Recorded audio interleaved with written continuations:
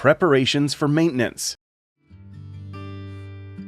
If the AC LED indicator on the inverter is off, you can perform maintenance on the management system or on site. On the management system, log into the management system and check whether the grid voltage and current are 0. Check whether a grid failure alarm is generated. If the 2032 alarm is generated, handle the alarm by referring to the corresponding instruction. If the AC LED indicator is still off, go to the site to rectify the fault. Set the DC switch to off. Check whether the AC LED indicator is on. If the LED indicator is off, replace the device. Good job! Well done!